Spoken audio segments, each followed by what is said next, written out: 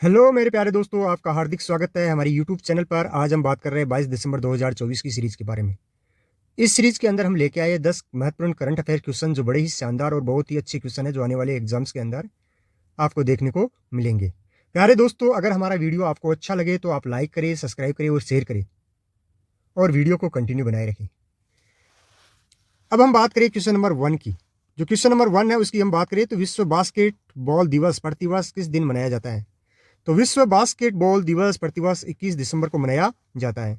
अब इसका हम सॉल्यूशन देखें तो 21 दिसंबर को विश्व बास्केटबॉल दिवस एक खेल के विकास और महत्व का सम्मान करने के लिए मनाया जाता है, जिससे या जिसने दुनिया भर के लाखों लोगों को क्या किया है, खेल के प्रति प्रेरित किया है।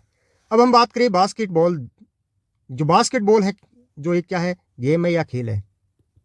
बास्केटबॉल ये राजस्थान का राज्य खेल है। राजस्थान का राज्य खेल कब घोषित किया गया? 1948 के अंदर। बास्केटबॉल को राजस्थान का राज्य खेल 1948 के अंदर घोषित किया गया। बास्केटबॉल एक टीम खेल है जिसमें 2 टीमें होती है। बास्केटबॉल के अंदर 2 टीमें होती है और प्रत्येक टीम में 5 मेंबर होते हैं। प्रत्येक टीम के अंदर 5 मेंबर होते हैं। आगे हम बात करें क्वेश्चन नंबर 2 की। किस संगठन ने विश्व ध्यान दिवस की स्थापना का प्रस्ताव पारित किया? विश्व ध्यान दिवस की स्थापना का प्रस्ताव किसने पारित किया? तो ये संयुक्त राष्ट्र महासभा, जो संयुक्त राष्ट्र महासभा है उसके द्वारा ये प्रस्ताव पारित किया गया। अब इसका हम सॉल्यूशन देखें तो संयुक्त राष्ट्र महासभा ने 29 नवंबर 2024 को विश्व ध्यान दिवस की स्थापना के लिए प्रस्ताव पारित किया। वैश्विक मान्यता यानी ध्यान को इसकी परिवर्तनकारी और मानसिक और शारीरिक लाभों तथा विश्व स्तर पर शांति और एकता को बढ़ावा देने में इसकी भूमिका के लिए इसे स्वीकार किया गया या एक्सेप्ट किया गया भाई संयुक्त राष्ट्र महासभा। भारत का योगदान देखें तो भारत के स्थायी मिशन ने न्यूयॉर्क स्थित संयुक्त राष्ट्र मुख्यालय में एक कार्यक्रम का आयोजन किया गया, जिसमें श्री श्री रविशंकर के नेतृत्व में वैश्विक ध्यान सत्र का आयोजन किया गया। और कार्यक्रम का जो विषय था, वैश्विक शांति और सद्भाव के लिए ध्यान। वैश्विक शांति और सद्भाव के लिए क्या? ध्यान। यानी मानसिक शांति और स्वास्थ्य को बढ़ावा देने के लिए ध्यान दिवस 21 दिसंबर को मनाया जाता है। यानी 29 नवंबर 2024 की हम बात करें, 29 नवंबर 2024 की हम बात करें तो इसके अंदर जो यूएन महासभा है उसके अंदर प्रस्ताव रखा गया, और 6 दिसंबर 2024 को ये प्रस्ताव पास हो गया कि 21 दिसंबर को, प्रत्येक 21 दिसंबर को ध्यान दिवस मनाया जाएगा। आगे हम बात करें क्वेश्चन नंबर 3 की। तो डॉक्टर दीपा मलिक की आगामी समरण पुस्तक का शीर्षक क्या है? तो दीपा मलिक है पैरा ओलंपिक खिलाड़ी, डॉक्टर दीपा मलिक।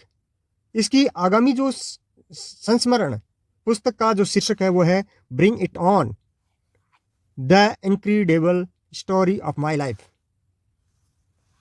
सॉल्यूशन देखें तो हाइपर कॉलिंस इंडिया ने डॉक्टर दीपा मलिक द्वारा लिखित संस्मरण bring it on the incredible story of my life का आगामी प्रकाशन की क्या की है? घोषणा की है। डॉक्टर दीपा मलिक भारत की सबसे प्रसिद्ध पैरा एथलीट और पहली महिला पैरा ओलंपिक पदक विजेता है।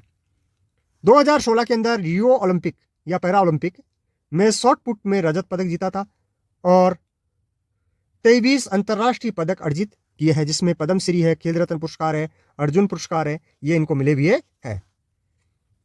आगे हम बात करें क्वेश्चन नंबर 4 की। तो भारतीय प्रतिस्पर्धा आयोग यानी सीसीआई ने किस कंपनी द्वारा इंडिया सीमेंट लिमिटेड के अधिग्रहण को मंजूरी दी है? किस कंपनी के द्वारा इंडिया सीमेंट लिमिटेड के अधिग्रहण को मंजूरी दी है? तो यह अल्ट्राटेक सीमेंट को। अल्ट्राटेक सीमेंट है, उसके द्वारा इंडिया सीमेंट लिमिटेड का क्या किया गया है? अधिग्रहण किया गया है, और इसको मान्यता या मंजूरी किसने दी? भारतीय प्रतिस्पर्धा आयोग ने दी है।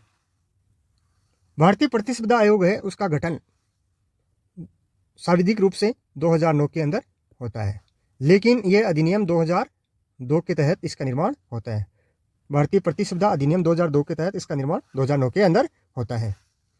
आगे हम बात करें क्वेश्चन नंबर 5 की। तो रक्षा मंत्रालय यानी मिनिस्ट्री ऑफ डिफेंस ने K9 वजारा 30 तोपों की खरीद के लिए किस कंपनी के साथ अनुबंध पर हस्ताक्षर किए?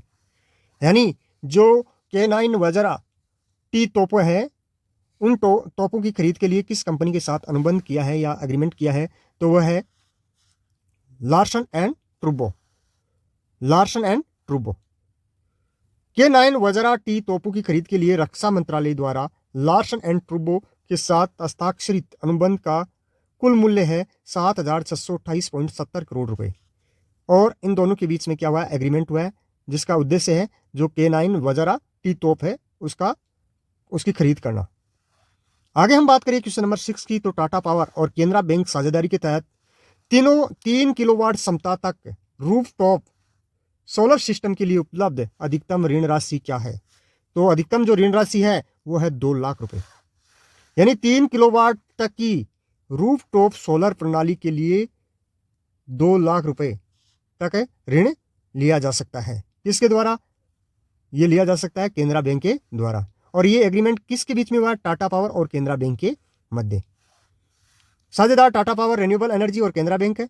और ऋण राशि है 2 लाख रुपए। 3 किलोवाट तक आप जो सोलर प्लांट लगाना चाहते हो 3 किलोवाट का, तो आपको 2 लाख तक आप ऋण ले सकते हो केनरा बैंक से।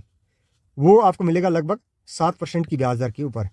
और 3 से 10 किलोवाट के बीच में आप लगाते हो तो आपको 6 लाख रुपए तक का ऋण मिल जाएगा, लगभग 10 के आसपास ब्याज दर के आधार पर। आगे हम बात करें क्वेश्चन नंबर 7 की, तो एनटीपीसी किस राज्य में परमाणु ऊर्जा परियोजना स्थापित करने की योजना बना रही है? तो ये योजना बना रही है बिहार के अंदर। कहाँ बना रही है? बिहार के अंदर। एनटीपीसी ने बिहार में परमाणु विद्युत परियोजना स्थापित करने की अपनी योजना का क्या किया? खुलासा किया है। परमाणु ऊर्जा का महत्व है, भारत के भावी ऊर्जा क्षेत्र में परमाणु ऊर्जा की भूमिका पर जोर। अब हम कुछ परमाणु ऊर्जा केंद्र है उनके बारे में देखें तो भारत का पहला परमाणु ऊर्जा केंद्र, पहला परमाणु ऊर्जा केंद्र वो है तारापुर। तारापुर कहाँ है? महाराष्ट्र में।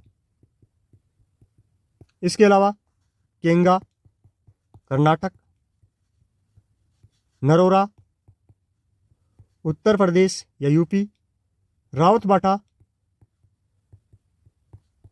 राजस्थान, काकरापार यह है गुजरात। एक है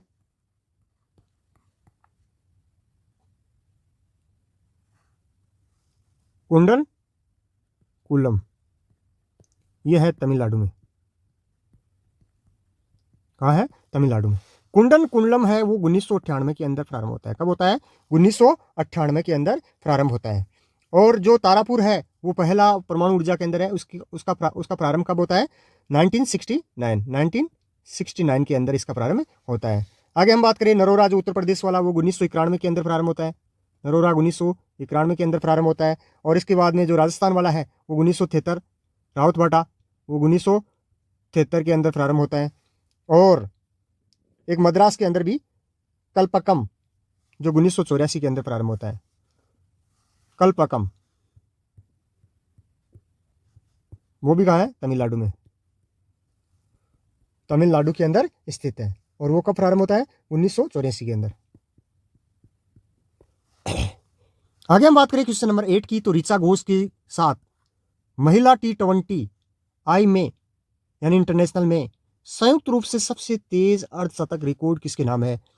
तो ऋचा घोष के साथ जो सोफी डिवाइन है उसके नाम T20 के अंदर सबसे तेज अर्धशतक का रिकॉर्ड है। अंतर्राष्ट्रीय T20 के अंदर सबसे तेज अर्धशतक का रिकॉर्ड किसके नाम है? सोफी डिवाइन के नाम है। आगे हम बात करें क्वेश्चन नंबर 9 की, तो time black ICICI bank credit card यानी times black ICICI bank credit card किस प्रकार की सेवाएं प्रदान करता है? तो ये विशेष प्रकार की जो विशेष लाभकारी और लग्जरी सेवाएं हैं वो प्रदान करता है। Times black ICICI bank credit card जो ICICI जो बैंक है उसके द्वारा ये जारी किया गया विशेष लाभ लग्जरी सेवाएं संपन्न व्यक्तियों की परिष्कृत जीवन शैली के अनुरूप अनेक सुविधाएं प्रदान करता है। आगे हम बात करें क्वेश्चन नंबर 10 की, तो 2025 में पैरा एथलेटिक विश्व चैंपियनशिप कहाँ आयोजित की होगी? तो ये नई दिल्ली भारत के अंदर आयोजित होगी। पैरा एथलेटिक्स विश्व चैंपियनशिप 2025 कहाँ आयोजित होगी? तो ये भारत के अंदर आयोजित होगी, नई दिल्ली के अंदर।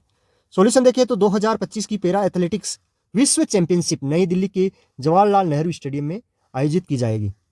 तो इस प्रकार दोस्तों हमने बात की 10 क्वेश्चंस की, बड़ी शानदार थे, बहुत ही अच्छे क्वेश्चन थे। प्यारे दोस्तों, आपसे निवेदन रहेगा हमारी वीडियो को लाइक करें, सब्सक्राइब करें और शेयर करें। जय हिंद, जय भारत मेरे प्रिय साथी।